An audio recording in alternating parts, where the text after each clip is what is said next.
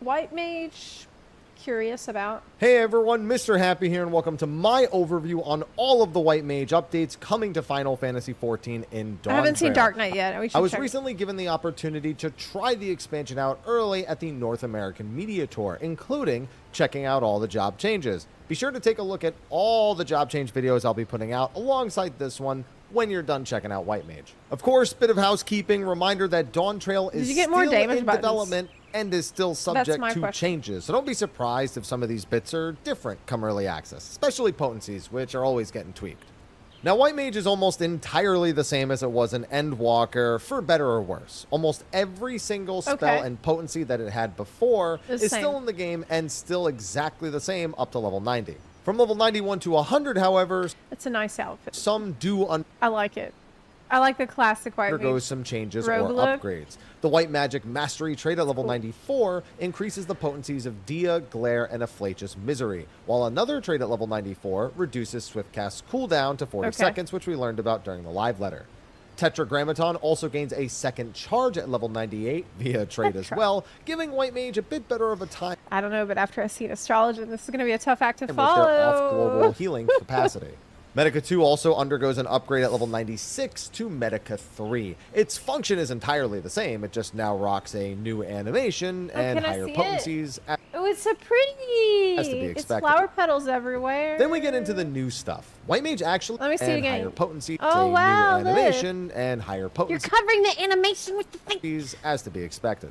Then we get into the new stuff. White Mage actually gets a new skill at level 40 called Ethereal Shift. This allows them to dash forward 15 yalms on just a 1-minute cooldown. Oh, hey, it's what a Dragoon can do. This helps with mobility a lot, so I'm willing to bet White Mages are going to have a field day with this. Also really glad that it is a low-level skill. I know some of you are looking at things like Unending Coil at level 70 and thinking, you know what, this will be pretty nice to have. Speaking of mobility, Presence of Mind that's awesome. Also gets a new trait at level 92. This causes using the ability to grant 3 stacks of Sacred Sight for 30 seconds. This grants access to Glare 4, an instant cast AoE GCD for 570 potency. That's a big upgrade over Glare 3.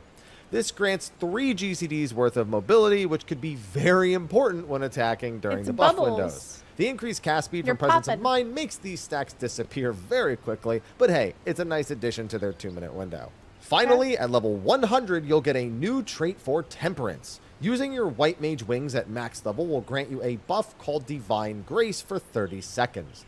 This grants you access to the Divine Caress ability, an off-global AoE 400 potency barrier for you and your...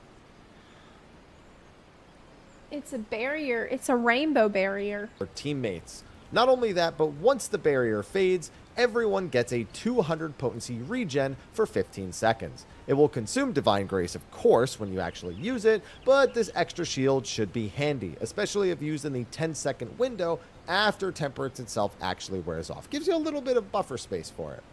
And those are all of the White Mage changes coming to Dawntrail. Not a whole lot. It's going to feel like a very similar job. So if you enjoyed it in Endwalker, you'll probably enjoy it in Dawntrail. Their goal seems to have just been to enhance parts of the job that it's already known for. You know, there's a few boosted potencies, an extra off-global heal, and finally giving it some form of AoE barrier. Glare 4 is nice since its potency is a huge step up from Glare 3 during buffs, as well as the instant cast to help with mobility during one of the most important times. I will say, however, that I think some things on the job might be better off... Does it stack with Scholar Shields? That's the question. ...being less tied to other big cooldowns. Divine Caress being so infrequent and being tied to using another defensive buff itself. I don't know, it's just not as flexible as I'd personally like it to be. Yeah. If anything, if they really want to keep it tied to Temperance, I kind of just wish the Divine Grace buff was permanent after you use the skill. Until you actually use Divine Caress, of course. Instead of either just piling it right on top during Temperance or using it in just that short window after. Or just make it its own skill. You know, I'd prefer either of those things instead of it being a follow-up. That being said, White Mage players who truly enjoy the job fantasy, high personal damage... It's still super simple. They didn't really add... improved job fundamentals with Dawntrail should feel like they're eating all right. But that's going to be a wrap. For me, I struggle with White Mage because I get so tired of glare spam. For my video on White Mage in Dawntrail, again... I'm more interested in Astrologian if I'm going to play healer.